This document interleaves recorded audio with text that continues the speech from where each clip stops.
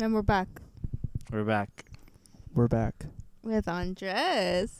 Hello. I'm glad to be on the show. Been a huge fan of you guys. Even before you started, I'm your number one commenter. That's right. On my vlogs. We He's appreciate always that. ready there. Heck yeah. And I probably, at this point, shouted it out on Instagram. So if you came from that, please stick around. Watch the other episodes. I won't be here every week, unfortunately. But I'll probably be as much of a guest as I can be. Oh yeah, we thank you for that, for Mm-hmm. those shout outs. So, Andres, I don't think I've seen you in like the past year. It feels like that ever since. So I moved out from this town out there to somewhere else in Arizona. I don't want Mhm. to be very specific because I got some weirdos out there. Mm-hmm. But and so school, job, and then Corona hit, so it was kind of hard to finally get down here to travel. But it was worth it. I finally got these 2 Mhm. days off. Don't lie, you were seeing your side hoes and you didn't ever just never came to visit us. That's what It's happened. true. I hid my location from SnapMap and That way we wouldn't find him or the hose. That's exactly what happened. No, we're here tonight to do P2 of what is it, Xavier?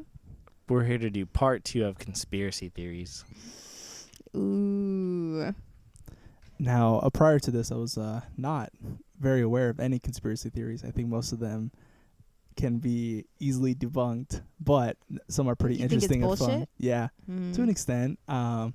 But that's the only video I've watched of Shane Dawson, and now he's canceled. So it's been He'll a fun come time. back around though. They always do. They always cancel and re-ansel someone, you know? Mm-hmm. Re-ansel. Mm-hmm. That's what they do. That's what the internet does. They'll come back. Just like Jenna Marbles. Like, I hear she's done for, but I have a feeling she'll come back. Mm-hmm. So before we keep talking about our YouTuber drama, so we're talking about conspiracy theories today. That guy's pulling by. Mm-hmm. I got scared. I thought something was happening. I was like, what am I missing? All right, so which one of you two wanted to start us off with a juicy conspiracy theory that you have?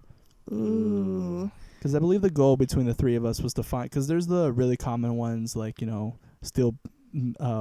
jet fuels don't melt steel beams, the JFK assassination was planned, the whole stuff with how, I forget what it's called, LSD was created, that they were trying to do mind controlling, and then it became mind expanding.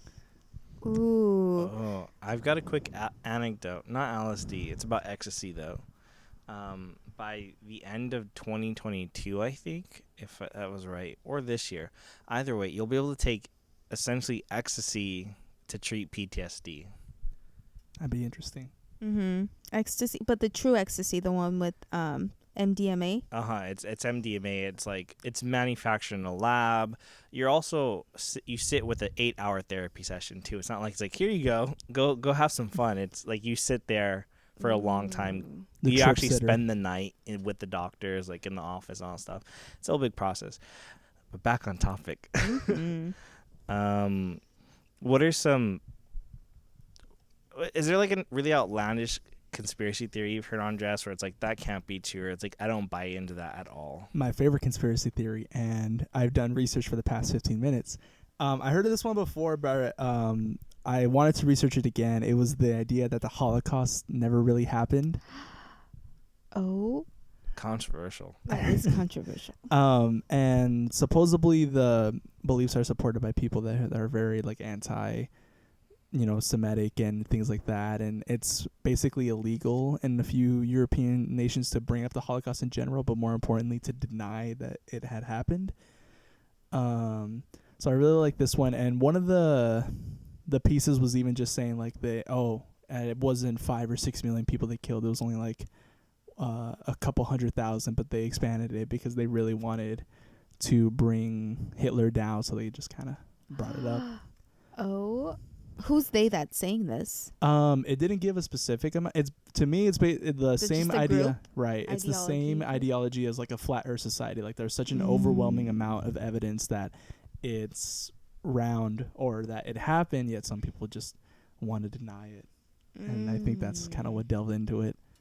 But that's my first one. I have a few here. there's like a small group that live in in South America, actually, like when the Holocaust happened, like a bunch of Germans and a bunch of Nazi supremacists, like they fled to South America, and that's where they think Hitler's hiding, because the people who found Hitler, his body when he died in the bunker, allegedly, they're like, his ears look a little bit funny. I don't remember his ears looking that way. Why is Hitler 5 inches shorter right now than he was in real life? So they think he fled. That's a conspiracy. They think Hitler's still out there. I've heard that too, and it's like about the things like this corpse doesn't quite match up to what should be here. You know, it's not put together. Like there was really odd things where it's like this could be like just a fake not a fake body, but it's like a double. That's supposed to like make you believe this. But I've heard a lot of people running to like the idea of like a lot of Nazis, and I think some of them did, like they really did run off to South America because it was like they're like, we're not going to turn them in, we're not going to do anything. And like Tupac and Michael Jackson. They're still alive, they're still making music. And Notorious B.I.G. Have you heard of that? So you were talking about LSD. That reminded me of the MK Ultra studies, when they would have basically grad students back in the 60s.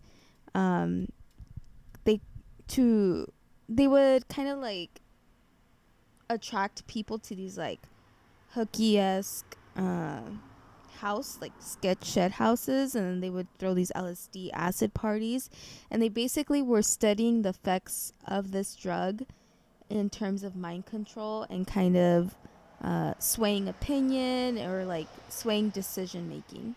And that's when Charles Manson and his crew of the family, Manson family. Yep. And then the same psychiatrist that basically like interacted with Charles Manson also like had ties to Jack Ruby with the JFK assassination. It's all connected. And then somehow connected. The Beach Boys, Dennis Wilson was hanging out with Charles Manson. That was a before thing. that. Oh. Yeah. So, and supposedly there was like it's less of a conspiracy, and it's just the idea that Dennis Wilson like saw him commit a murder, but he never reported it. Oh. I didn't know about that one. No, yeah, because there's a lot of documentation that the Beach Boys and Charles Manson like hung out, or at least a member. Dennis Wilson is the one that's usually tied most to him.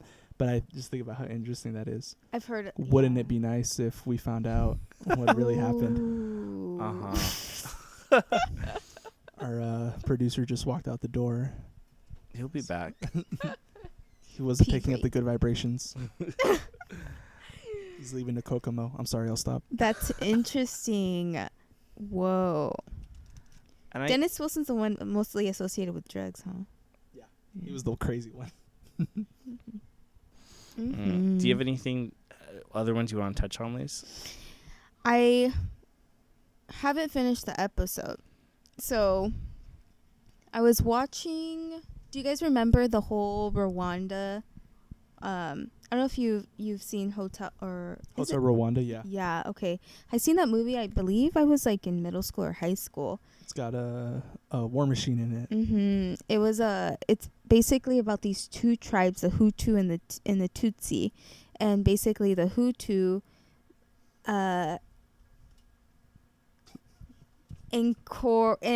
unraveled a whole genocide against the Tutsi, one of the tribes there.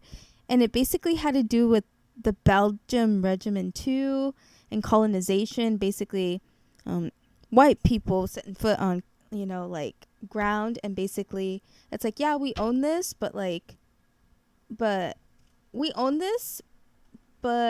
not gonna be here all the time. Like my mom. It's good to tie this little bit of genocide back to your mom. It all makes sense. It's all tied together. It's like we own this, but like we're not gonna be here all the time. We'll poke our noses here and there, and once you start wanting independence, that's when we kick in, and that's what happened. But then the Hutu ended up saying like, "Haha, we beat you, Belgium. We declare our own independence." Well, because there was this like rivalry between these two tribes. Basically, Hutu felt very oppressed over the years and stuff, and they're like, it was the same concept of like kind of Hitler. I don't want to compare it, but it basically was, because it was a genocide. They were getting these ideologies where it's like, you it's all your guys' fault, you know, we deserve a compensation, and because of that we take your life. And so all of a sudden, like, you had to show your ID cards. They're basically the same colored skin. They're all dark skinned, you know, you couldn't tell one apart, but it's all because of this ID card. If you presented it and it said Tutsi on there, like, your ass is grass, you're gonna die. They basically slice you up right there in the middle of the street. It was said about 800,000 to a million Tutsis died over the course of 100 days. So what had happened that kind of like struck this, there was some kind of political battle, and once I'm not sure the whole details, but once something happened in terms of favoring of the Tutsis in terms of politics, that's when things changed. And if you were Hutu, you were killing some Tutsis there. And all of a sudden, what raised the question where it's like, where the fuck did these people get these machetes from? They had long ass machetes, like taller than Andres. They had them. They would ask for your ID, and the minute it said Tutsis, they'd hack your ankle. They'd first like slice your Achilles heel, so then you couldn't run, and then just like hack you right there in the street. And what was said was that this kind of this elite person in the political industry, who I believe was Hutsi, was supplying this. And the whole question, I haven't finished the episode, it's on Netflix, it's called Most Wanted, but I haven't finished the episode. But basically what it's uncovering, how did this person escape out of our hands? I read his bio on Wikipedia. He ended up dying in a plane accident, but it's like, what was the motive behind this, which is interesting. Imagine a big billionaire supplying these people with weapons. And it's the truth. It's like, where the fuck are they getting these machetes, and how are they handing these just to anyone? But yeah, big conspiracy. It is a big conspiracy. It's like just rich people are inciting this. Like, I will supply this, and you'll do the rest. It's scary.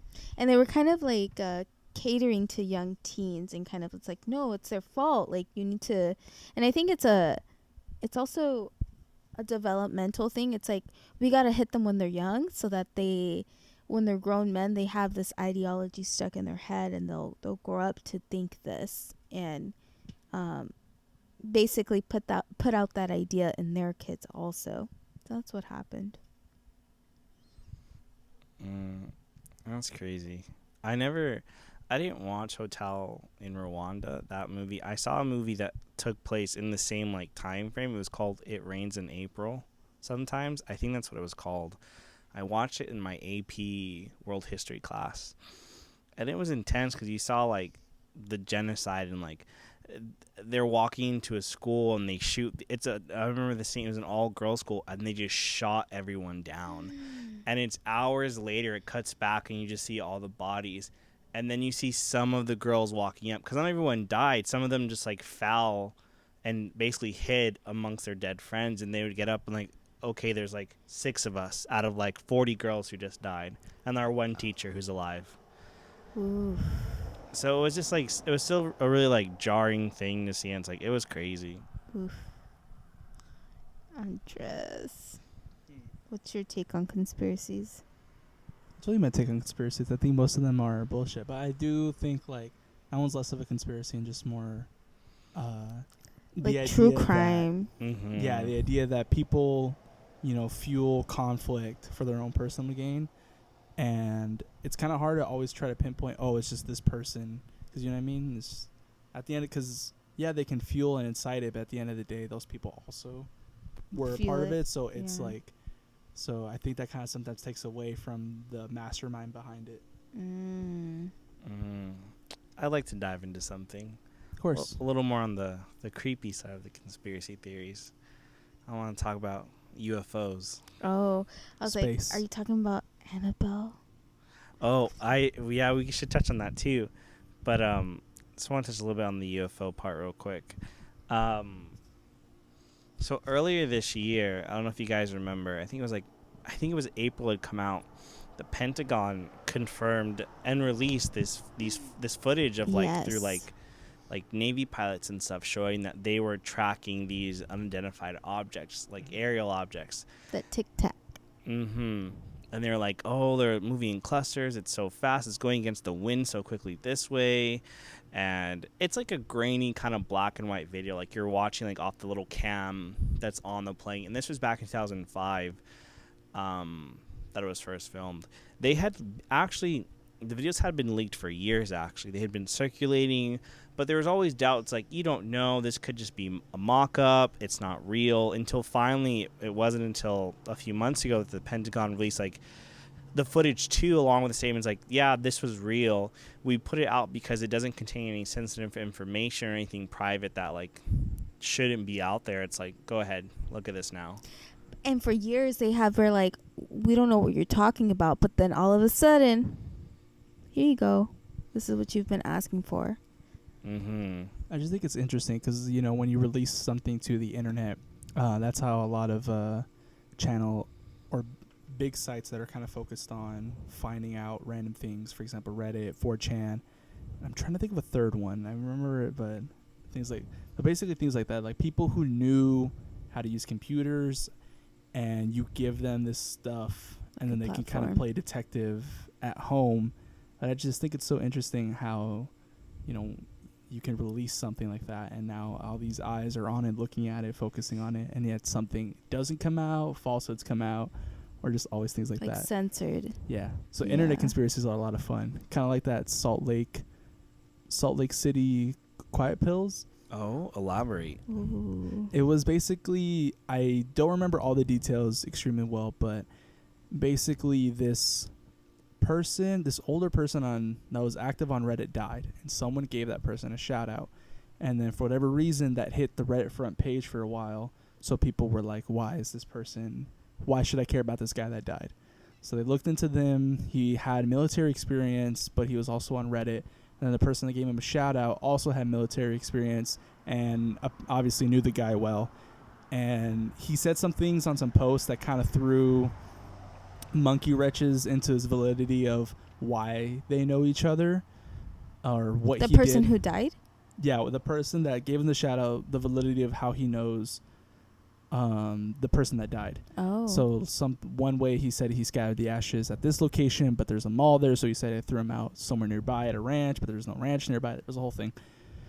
Long story short, after delving in for a while, turns out that this gentleman that gave that man a shout out, that he was active in this other site, that the language and the dialect used and like the coding basically kind of sounded like it was a website for hitmen. And when the gentleman died at that time, they were basically like, hey, for this guy that died, we're gonna throw a huge party. And the emails that they sent out, it was, hey, you know, use, when you get to the front desk of the hotel, use the fake IDs that you've already presented with us, like use these fake passport, anything, just your fake identity that you're using while you're traveling. And the bill's expense was about $100,000. It was a little bit under, it was like 94 something. But the conspiracy is that this is a group of people that are associated with quiet pills, which people assume is, you know, bullets, because of the location that they're talking about is like the biggest manufacturer in small arms, or is nearby the factory for the biggest manufacturer of small arms, bullets. And as time went on, people found, that this gentleman, I can't remember his name, and that's the important part. He was in the Middle East. He was supporting a group that this other government agency didn't approve, and he was assassinated at this fancy hotel. And that party was at the same time, the same day as that, like around the same time as that assassination. So people were thinking, what if this was, you know, staged together? Mm-hmm. But the thing that kind of helped confirm that this might be true is that when it caught, attention, when it caught some traction for people that were finding these things, they immediately took the site down. People were getting removed from their forums, and they were like, that's it. We got busted, basically. We need to go find a new way to communicate with one another. Whoa.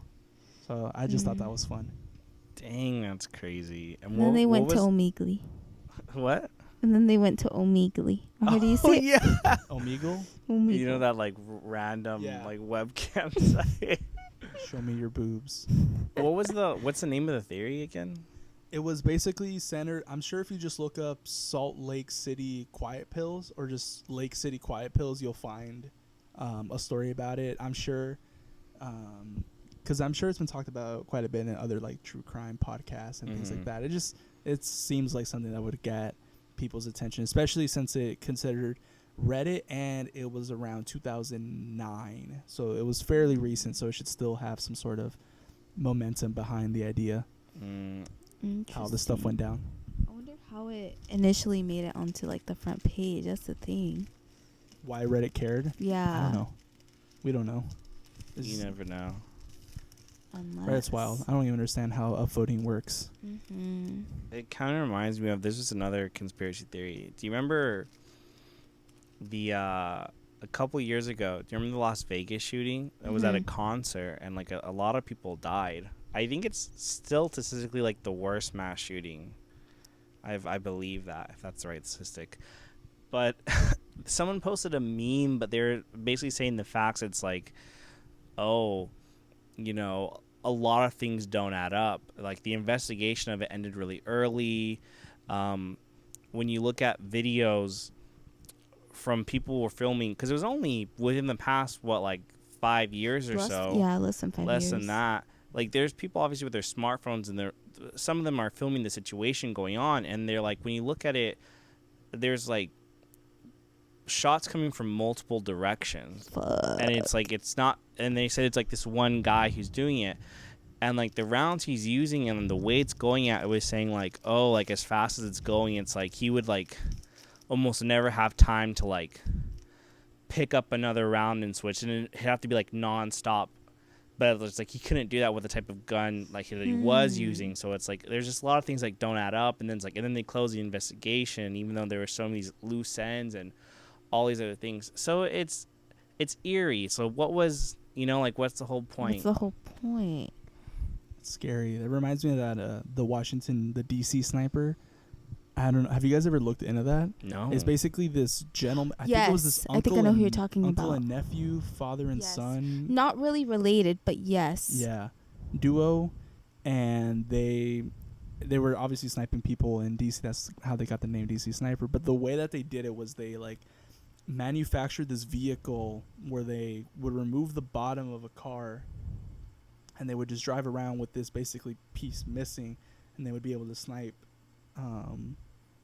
I don't know. It was just wild. It was over the course of years, huh? Yeah, and it was such a common thing that newspapers and public media were saying, like, as you're walking in public in DC, you should walk zigzag, just in case if the DC sniper's nearby, because his shots apparently were just indiscriminate. Yep.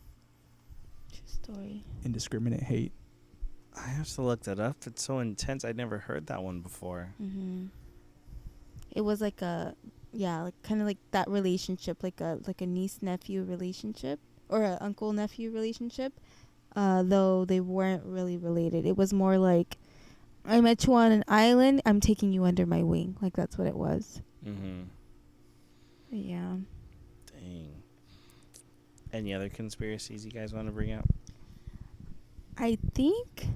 Oh, here's a Brinks one. So this one's pretty interesting. I was watching one of the latest videos that BuzzFeed Unsolved posted, and it had to do with a Brinks robbery back in the 1950s. 1950, I think, to be exact. So basically it's a group of like 11 guys that were like, we want to rob Brinks. And you know Brinks, come on, you see their trucks at every department store or Garda, like that type, where they do the drop-offs and drugs. No. They do the drop offs of money. They're the banking system for a lot of department stores and stuff. Well, like back in the 50s, when they were still small, they were a banking company, and a group of 11 people in the East Coast were like, we want to rob this place. We know Brinks has the money. We're gonna rob them. So they first observed them. One of their first moves was to first get their crew and observe them. They had a mix of groups. They had some Italians. They had some white business people, police officer, Irish people. Like, they had a mix of gangsters in their crew. And they were observing the moves of the bankers. They can tell, okay, so the office closes at this time, the lights are off at this time. They were observing their moves. They were checking out when first person goes in the building, the last person leaves of the building. And they did that for the course of like a good year before they were finally like, okay, we got to find the right time.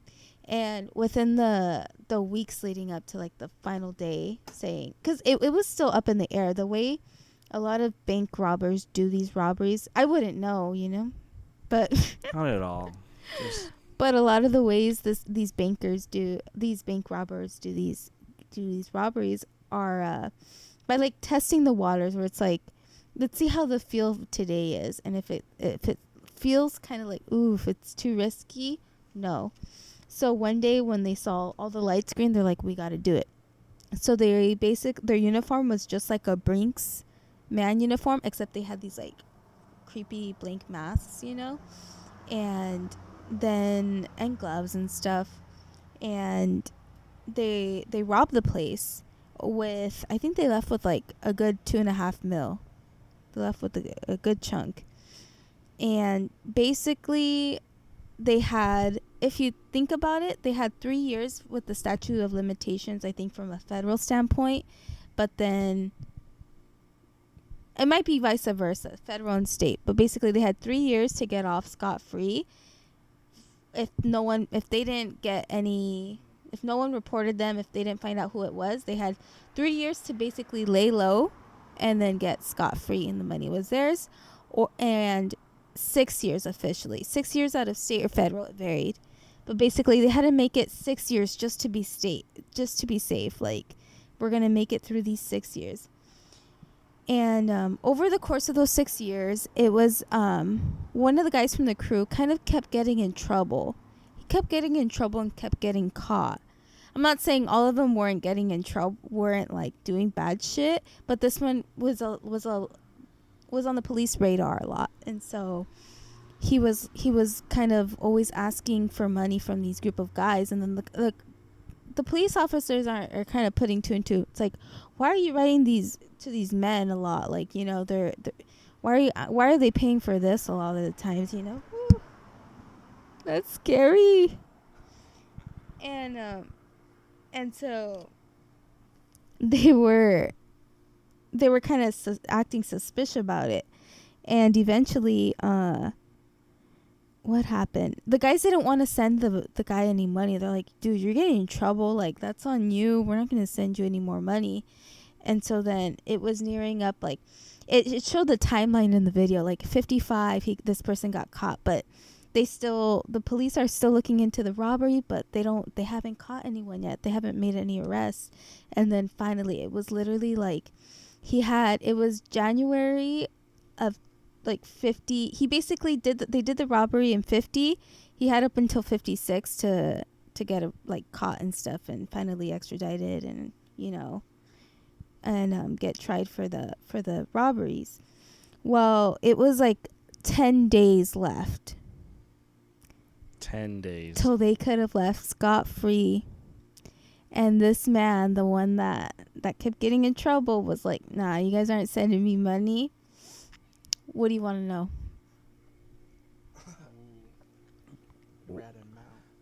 Oh my God. 10 days. Yep. And he's like, what do you want to know? What do you want to know? And it's like, fuck. Like, So when they finally they tracked down where the money was eventually. They found it in an apartment wrapped in newspaper. The funny thing about the money that was wrapped in the newspaper, there was only like a portion of the money that was found there. I think like 10K. And the newspaper wrapping around the money was dated like from the dates from like 55, 56, like nearing up to the arrest of like all of the men. So that money is moving, and there's still like $500,000 or close $1 to $500,000 just out there. No one knows where it's at. So they only recovered like 10K of it, and there's basically $1 million or $500,000 of it. Just it's somewhere. Somewhere. So for essentially the past 70, 60 years, it's somewhere. It's somewhere. Oh my gosh. No one knows where it's at. Like talking about crimes and robberies. Have you heard of this gentleman that goes by the name D.B. Cooper? Oh, yes. I was D.B. thinking Cooper. about that too, Andres. Mm-hmm. I had to look up the plane because that is an important part of the story. But for those of you who don't know, D.B. Cooper was basically this gentleman that they still haven't arrested him yet. Mm-hmm. Like he's still out there somewhere. Mm-hmm. Or maybe he died. That's one of the theories. But basically, long story short, this older gentleman, got on a plane, a Boeing 727. And like I said, this part. Pre-Rona. Yeah, in the 1970s. So Pre-Rona. yes, very pre-Rona. But he got on the plane, was a very casual, like charming kind of guy.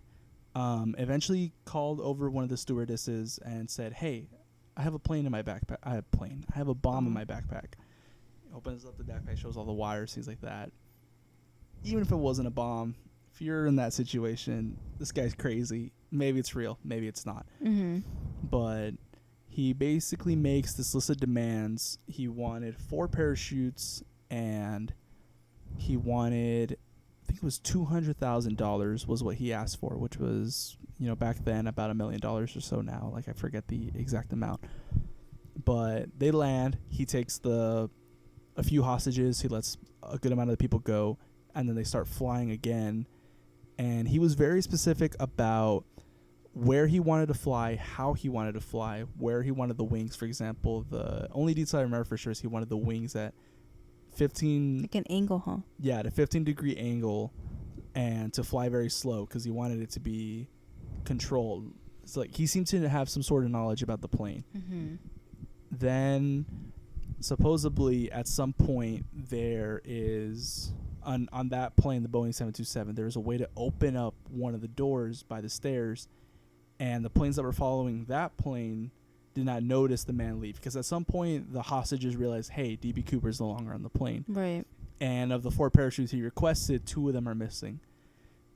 When asked the 2 pilots that were piloting the other planes that were following that plane, it was a dark night, it was stormy. They said they did not see the door open, nor did they see somebody jump out. Mm-hmm. But the bags of money were missing, the parachutes are gone, and he's missing. Now, after a while of searching the area where they assumed that he landed and all these things, there was no body ever found, no money. They found the parachutes. They didn't find the parachutes. Of the 4 that they gave him a dummy parachute, like a fake one, which it later came out was not the plan. They didn't intend on giving this man a fake parachute in hopes that they picked on him to jump out of the plane. But they say he picked an old style military parachute, which was not as effective as as the other 2 sports parachutes, and he took a dummy one. So they think he had a lot of knowledge about the plane and things like that, but not about actually skydiving. So some people think he might have died, like when he fell, and then the money was just never recovered. Some people think that he did it. He got out. He got away scot-free. And ever since then, there's been like extra security things about that. For example, that plane no longer allows you to be able to open that door behind the stairs. Interesting. And it's just kind of cool to think that this guy did the Oh, yeah. ultimate heist. He went, took a plane hostage, he got away, or he, fell and died. No, yeah, and over the years, like I remember, well, he's not a kid anymore, but back then, like this kid had found, some money. I was just looking that part up because I was gonna add, like, it was Yes. in 1980, a kid had found a rotting package full of $20 bills. It was totaling $5,800, and it had matched all the serial numbers that were there. It's like, no, this is from him. But it's funny that it was like, so something sketchy must have happened to him to be found, like, here's a chunk of the money just lost in the middle of like the woods or wherever this kid was, like, hanging out at. And so it's like, no way he just hit it. I mean, maybe he did hit it there, but it's like, it's still sketchy, But the part that's interesting about that was brought up was there, obviously, to have the machinery rolled up, you need a rubber band or some sort of adhesive. So they used a rubber band.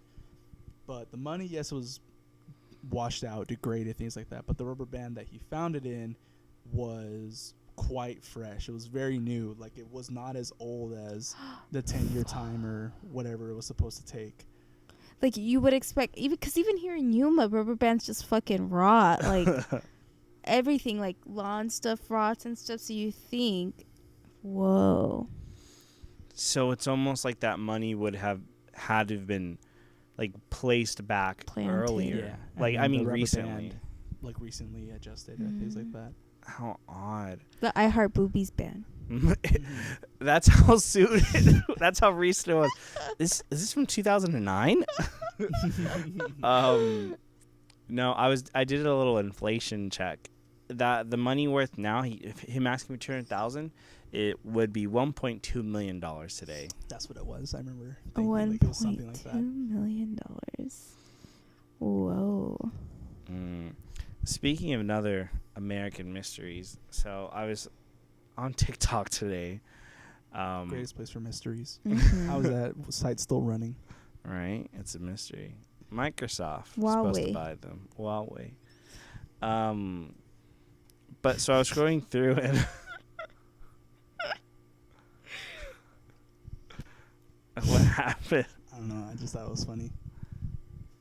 So I was scrolling through TikTok and I had seen someone talk about Roanoke. Now, have you guys heard of that?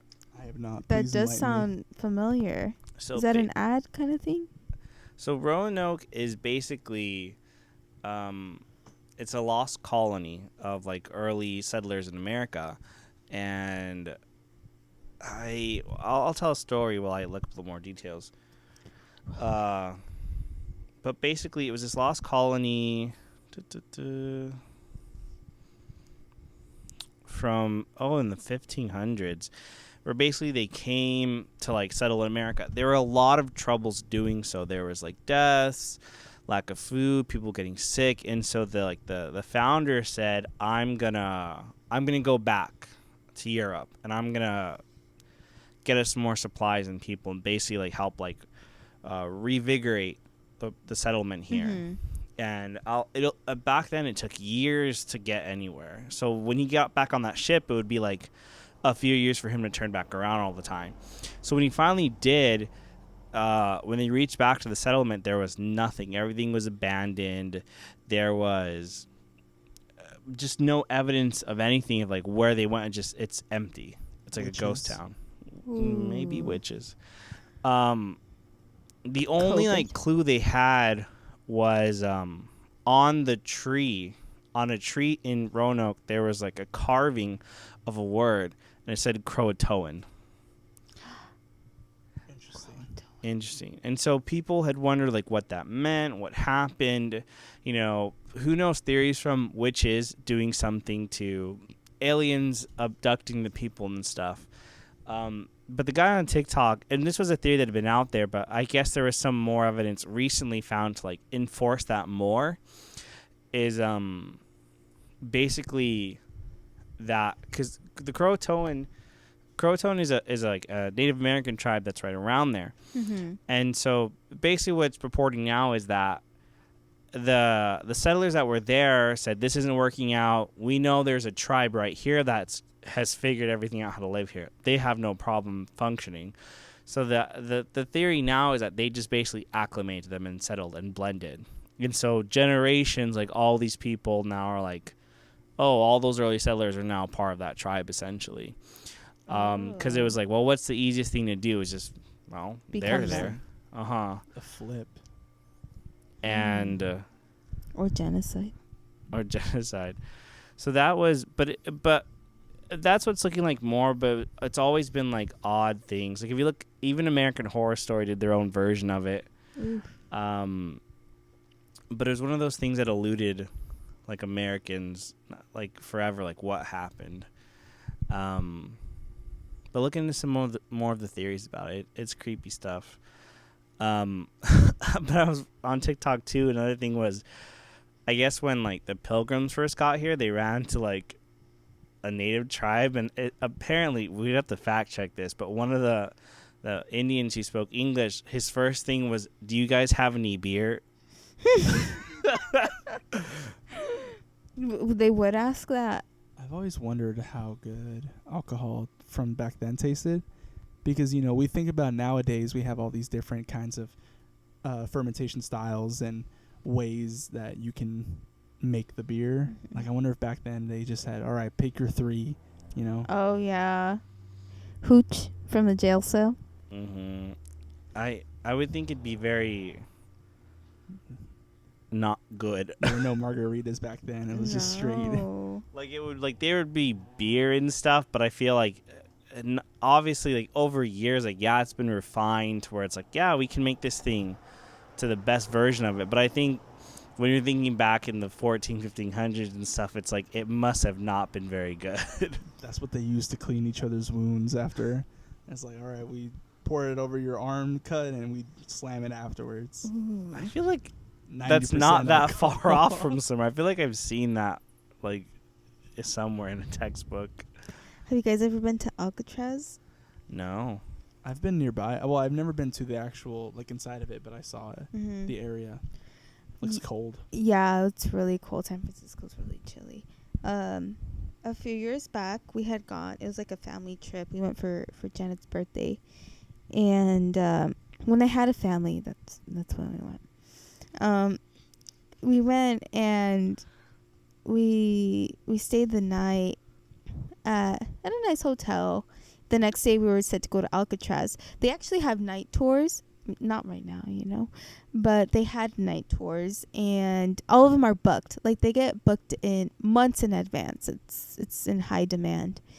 And the neat thing about it is that my dad is Spanish speaking, and so he had these, like, you can set the language. Just people who speak French who come to San Francisco and other languages, and they just hand him the little Walkman with headphones. They're like, here, you can listen to the whole tour. And we get one in English, and everything's cool. So they're talking about, I believe there was only 3 men documented that had escaped Alcatraz. Like, that's the whole thing. Getting out of this alleged shark-infested waters. How are you going to get... It's basically an island. When we went to the museum, we had to get there by boat.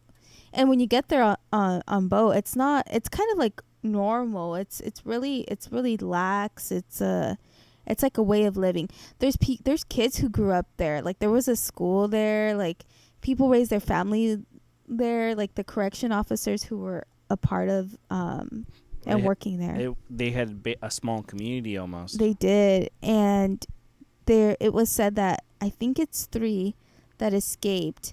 And some of them kind of made dummies of themselves. Like over the years, they created like these. They were fake paper heads. mache and stuff, right? Yeah, and then like they shoveled up this like a spoon. They used a spoon and slowly were shoveling and tunneling out like their way into just the exact measurements where a body could fit. And one night they made their escape, and that was it. And there's one person who was documented that he was interviewed and said like, hey, like I am this person. I changed my name. I wrote, postcards and stuff. And that's how they were able to track this person down. He's long gone, he's passed since then.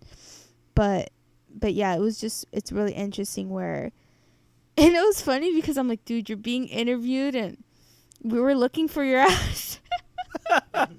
It's like, yeah, that's me. Past the statute of limitations. Past the statute of limitations. It's like, I'm a G, I escaped. So, no, but it's a good sightseeing place to go to. I recommend. And that was a federal prison. Speaking of federal stuff, one of Jeffrey my Epstein. other conspiracies that I really enjoy is the idea that the Federal Reserve purposefully sank the Titanic and the Olympic to get a good amount of the insurance money and for a good amount of the people that were on the boat to get rid of them as well. Now, this evidence just kind of ties back to the fact that the Federal Reserve helped fund a good amount of the Titanic, and they were the ones that were trying to...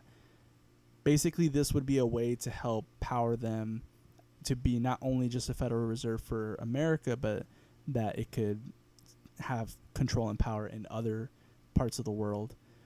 And it's also somehow... The Federal Reserve is also somehow tied to the Roman Catholic Church, and that's always... fun and to tie to, but I don't want to delve too deep into that. I want to focus just on the bit of the Titanic. But one of the pieces is basically J.P. Morgan, one of the important people higher ups in Federal Reserve, was scheduled to be on that boat, but the day of, or really before then, he canceled. He just said, nope, I'm not going to go. And basically the way that the Titanic sank, people think, oh, well, there's no way that these people were this ignorant to let the Titanic, the unsinkable, and then the Olympic, which was a similar vessel, sink within the span of however long they sank. I'm not a very good fact person. Conspiracy, they think it's actually vice versa. Ooh. Oh, that they switched the boats. Right. I remember that one. I did think about that. The JP Morgan, oh yeah, there's a bunch of conspiracies with the banking industry. The Rothschild family. That's why I support the Trade Federation. No, back to the Vatican. I hear that, you know how the ancient Greek Library of Alexandria, it was missing. It got burned down, allegedly. They believe that the majority of the books and writings and scrolls got actually recovered and found and are actually in the Vatican.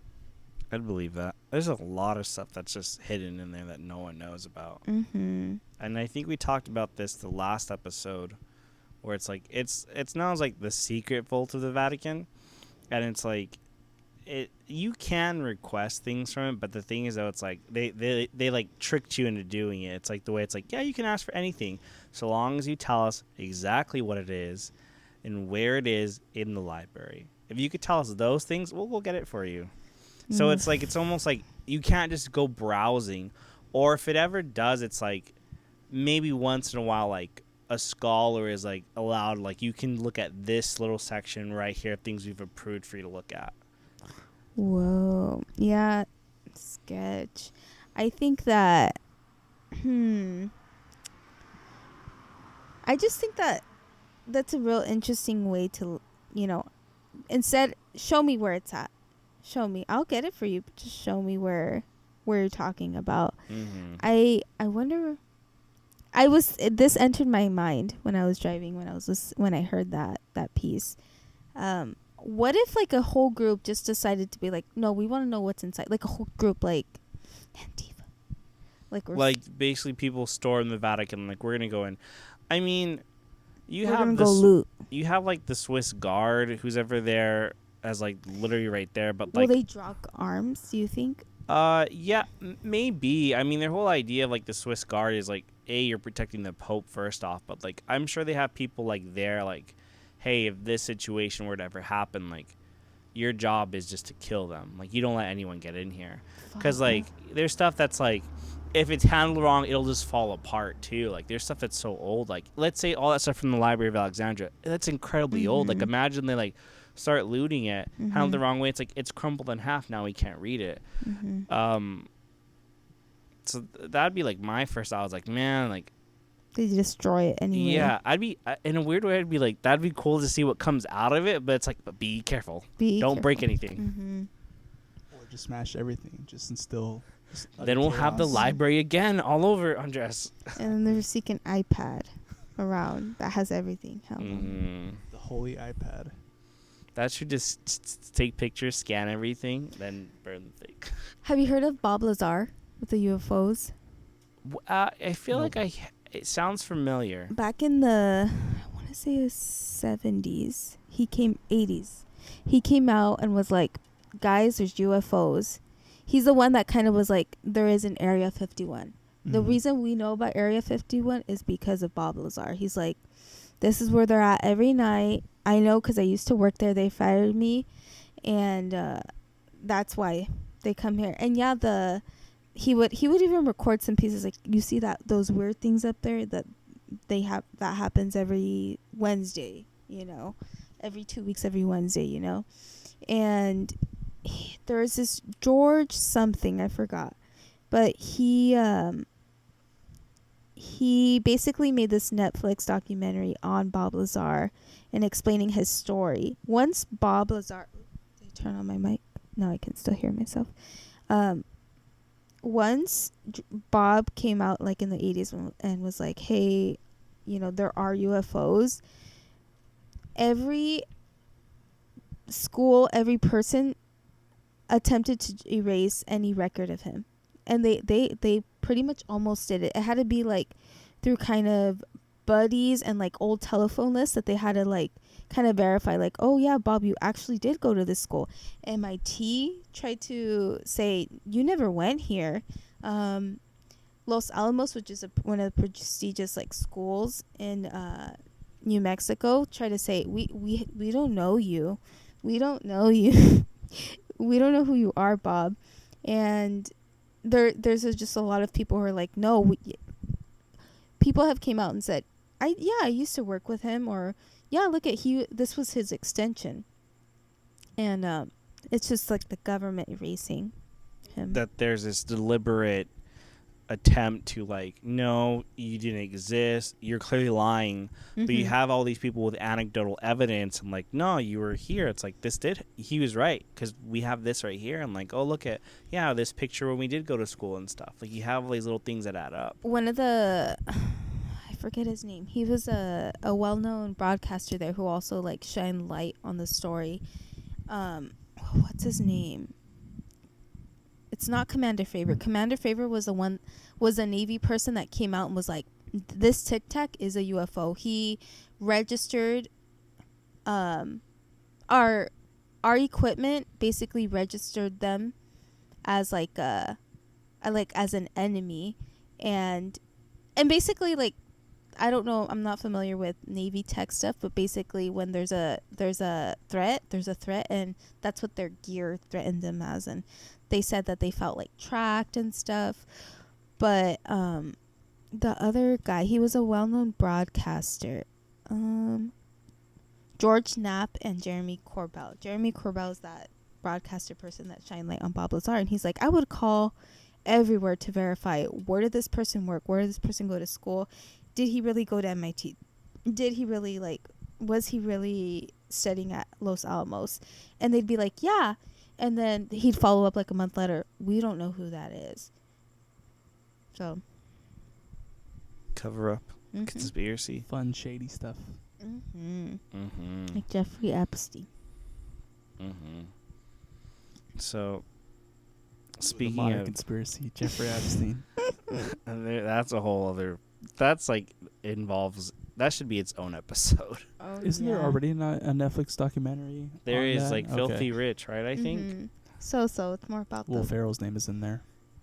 a lot of names are in there. I thought that one was kind of funny though. The one, I was at my friend Isaiah's house the other day, and he pulled up the list, and it was all these celebrities. I'm like, I can't imagine like all of them were like doing something nefarious. Like, it's like no way like every single one of them was. It's like sure, they went to a really sketchy place, but it's like, really, I just don't know. And even how accurate the list is, it's like, it'd be definitely unfortunate if it's all if like every name on that list is Mhm. accurate, but it's like even if they all did go there, it's like I just don't have a feeling that like everyone did something bad. There's talk. I'm gonna say it, there's talk that basically there's elitist group, you know, and once you enter into that kind of society or that group category, it's like, you know, there's a base that exists, you know, where there's no rules, you can do whatever, and that's what that island was. That's what their free reign island was. There's no rules. But as far as being a part of this group and this elitist category, you gotta get your feet wet. You have to partake in certain things. You have, like, that's the price you pay. And as Kevin Spacey said in Horrible Bosses, sometimes to win a race, you have to put some Band-Aid on your nipples. So that's what they did. They made them put Band-Aids on the nipples. So it's essentially Speaking of Kevin Spacey. Oh. Exactly. This just gets deeper and deeper. But so essentially it was like it didn't matter. It's like you've just you're in this bracket with us. Like you're a part of this group, this level of wealth and fame and notoriety, and we're giving you this option to have this type of luxury and this privacy, but it'll come at a cost. It's like you have to essentially, like, here's our initiation fee for you. Well, you can do anything else you want so long as you meet this one requirement to begin with, and then you're set free. My gosh, that's terrifying. You gotta get that next massage from that 15-year-old. Was there something you wanted to add, Andres? No, not to that. I was just trying to find, because, you know, with the whole Hollywood stuff, that's never been like a secret, but it's kind of come out that, you know, all these people were, you know, horrible monsters. Kind of like how Woody Allen, the whole thing where he adopted some kids, married his own daughter. Yeah, he married his own daughter, that kind of stuff. But I have a quick fun fact about Woody Allen. He loves Hannah Montana. He's seen every episode of it. Oh. Twice. Oh. How'd you guys find that out? It's because I was listening to a comedian, and she was saying, like, Woody Allen's, he's a really fucking weird guy. And I went to a dinner party with him one time, and he walked in like, oh, hi, I'm Woody. This is my child bride right here. Like, he cracked a joke because, like, oh, obviously, like, you guys know the story. Like, so she's like, I guess he broke the ice, like, obviously saying the obvious. And she was like, you know, I'm trying to, like, kind of get the guy and, like, figure any, like, some weird shit he's doing. I'm just asking him questions or whatever. And he's like, he's really boring. And, Andres, it's fine. It's okay. The water did not seep towards the technology. I'm sorry. So she's saying, like, oh, he's just really boring. He's not really doing anything. And then I forgot how Miley Cyrus came up, but she brought it up somehow. Like, I think someone's name mentioned it, and she just said, oh, have you ever gotten to meet her or anything? He's like, I love Hannah Montana. I've watched every episode, and probably like twice. And he's like, and he actually ended up making a series on Amazon with Miley with her with the blonde wig on, so she looks like Hannah Montana the whole time. Whoa. So just an odd thing. It's like, oh yeah, I love watching that 14-year-old girl on TV every day. You know, so an odd, weird fact out there.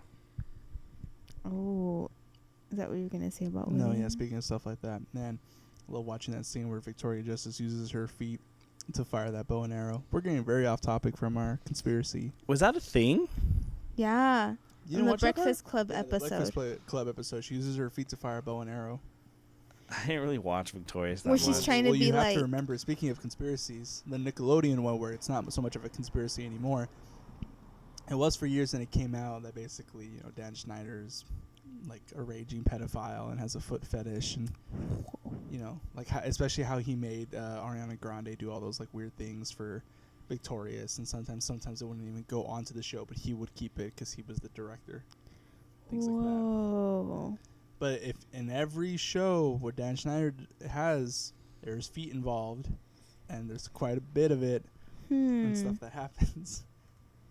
You think it's a foot fetish? Mm-hmm.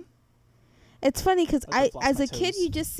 you see it as a Nickelodeon theme, but now you're Like you I can view it almost just say like, oh, that's just like his touch. a gag, like that's his little thing. But then it's like, oh no, is it really him fetishizing this Mhm. thing?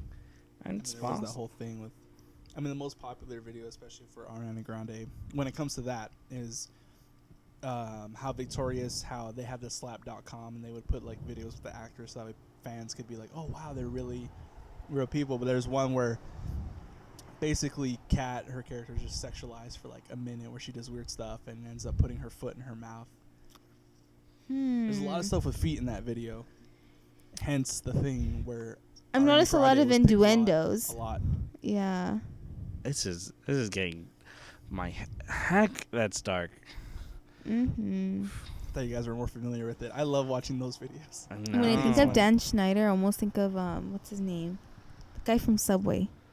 Oh, that was weird. I remember. I want to go back and watch it, but there was like a Dr. Phil special about it, Mm-hmm. where like the lady who like caught him, basically, like she was like part of a whole operation. I just remember I was like flipping the channels, and I think I went to go watch something else. I was like, I'm bored. But I remember just this one part that always stuck with me, because she was secretly recording things, and like basically saying like, what are you doing and stuff, like, and she basically gained his trust, that he was just so open and free and talk about it all just very naturally. And it was just like she just said like, how do you know who to go after? And he's like, it's like you connect with one of them, and you see him, and they give you a look, and they want it. They want it. That means yes. Want it? That it was creepy what he said. He's like, you connect, and you see them, and they almost like they come on to me, and I'm like, Whoa. what? It's true. Everybody's fighting for that piece of that foot long. It's just, it's weird. That reminds me of which is really tragic. Recently, R.I.P. Naya Rivera, but the whole Glee yeah. cast. Oh, how yeah. I don't know if you've heard of like basically, like Glee curse or whatever. How certain cast members have had like their share of like hardships, let's Just just say. misfortune and all that. Misfortunes and stuff. What the one that what's his name? Leah Michelle's ex. Corey Monteith. R.I.P. He died of heroin overdose in, was it Canada? I think so. He was in a hotel room, I know, and then they found him, and They found him, and then the guy who they found with the porn. Puck. Puck. Mark Salling. Mm-hmm. It was because I remember when that happened, and the whole thing with him, he was like, no, I'm not guilty, like I didn't do any of that. And then he was going to trial, and then it was kind of quiet for a second, and then I think they finally did like, no, you're obviously guilty, and they were sentencing him, and he had like a minute to where he was at home to when he had to like go to jail or something like that, I think. And then it was quiet, and then someone found like on a trail like by his house that he hung himself on a tree. Mm-mm. And I think he wrote a note about it or something. Whoa. And then obviously Naya. Mm-hmm. There's this other Hollywood curse. I'm not sure what the script is, but basically it's been passed down to a lot of comedians, the script of this movie. Yes, I know it's right. And they basically what's that guy from Uncle Buck? That comedian. Is it John Candy? Yes, John Candy. They passed it on to John Candy. He read it and stuff. Great. He died. Then they passed it down to Chris Farley. Same thing. He read it. He died. Chris Farley. R.I.P. And there was a few more comedians, but I just can't remember. But those were the two main anybody ones. that read that script was doomed to die. I don't know. Maybe. It's like the Madden curse, where if you're on the cover of Madden, you're gonna have a horrible season or a really bad injury. Oh. The online game? Yeah, the Madden video game. Oh. And there's a similar curse for FIFA and NBA, but that one hasn't really panned out. But Just is think it stuff like that is weird. you actually taking a picture, or is it like your video game self? No. It's like if you're on the cover of the game. Oh, Like if they okay. took your Oh, the picture or cover, something and then they like put you on release the game out. Yeah. Like you're on the front page basically. That you'd be cursed for it. Interesting. I've heard of the Superman one too. Oh yeah, that's another one. Basically, everyone that's had the Superman one there Has like had a bunch of issues and stuff, and then You know about this? Yeah, it was Superman curse. Like the one They from can't the hurt Todd from Scott Pilgrim versus the World. Speaking of which, we need to dive into that. Which one? The Superman? No, I was just saying. I think it's funny that Michael Cera beat up Superman, tricked Captain America, dated Captain Marvel, just all these other actors that like went off to do big things, and Michael Cera kicked all their asses That's right. and ended up dating Huntress, the Birds of Prey. Ooh. Really? Well, yeah, because Mary Mary that she did Elizabeth, play. Yeah. Mary Elizabeth Winston, played She Huntress played in her, that, yeah. that one movie. Interesting. But also, more importantly, she was Royal Pain. Yes. On what's that? Sky High. Oh yeah. That was a good movie. Any last words? Any last words? Oh, have you guys had any like creepy ghost experiences? Anything odd? A shadow you saw? Something fell off a shelf you can't explain? The fire alarm went off at around 4 a.m. the other day. Same day that the Annabelle doll went missing. Oh, that's what you're talking about. That scary thing. Any odd things you've ever experienced, Andres, that you just can't explain? The main one that I constantly go back to was at this one house around here. That there's this neighborhood. It was a very new and upcoming neighborhood. It was Ocotillo's out by past 32nd and all that stuff. Anyways, we were one of the first houses. Like, it was a street and there was a row of houses, and we were one of the first people that had it. And I remember hearing a weird noise outside of the window, and I went to go check it, and I didn't see anything. But I tapped the window for whatever reason, and out there I heard like a noise back. So I tapped it twice, and I heard two noises back, and that scared me. So I ran away. Oh. That's sketchy. And it was just nothing but desert and sand. So that's why I was very scared about how this noise came to be from anywhere.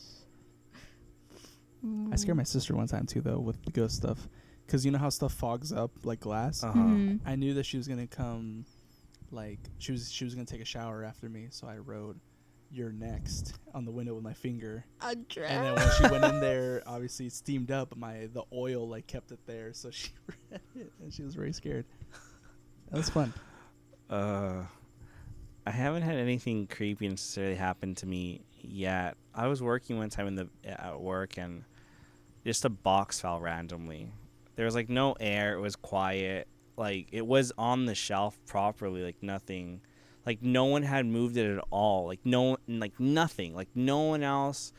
And I just kind of turned around and just... Like, over? Yeah, like, it. Like, Spooky. let's say it's sitting on the shelf, right? And just kind of... and falls onto the ground. It's not a big box, but it's like...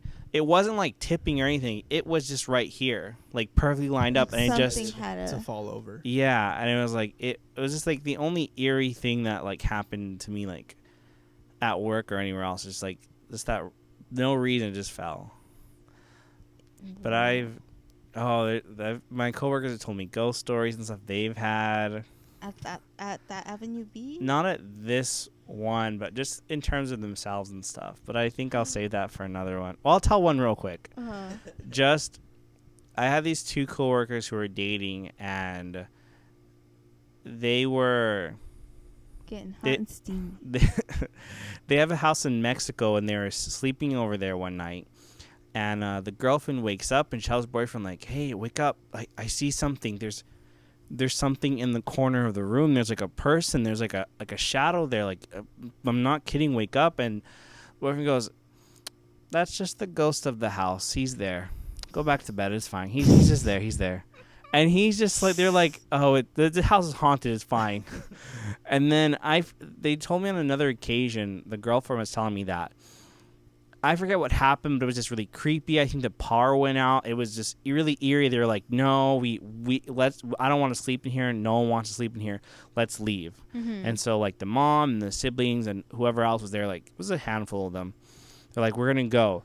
And they were all getting in the car, and they got in the car, and they just looked up, like, on the roof, there was just a person just standing there, like, straight up, like, just, like a dark figure, just on the roof of the house. They just looked, and there was, like, it's like, we're not sleeping here. And they went off. And, Spoopy. and it's just, so it creeped them out, too. It creeped me out right now. I'm, like, looking up, like, nothing's there. But it's eerie and yeah. So any last words, guys, before we head off? Vote for. Vote. Exercise your right to vote or not to vote. It's up to you. Exactly. Yeah, they're right. Well, Thank you for having me. Mhm. Thank you, Andres, for coming on the show. We really appreciate it. Mm-hmm. Stay tuned, guys, for more stuff coming soon. Oh yeah. Thank you. We love you. Good night. Good night. All right, we're done.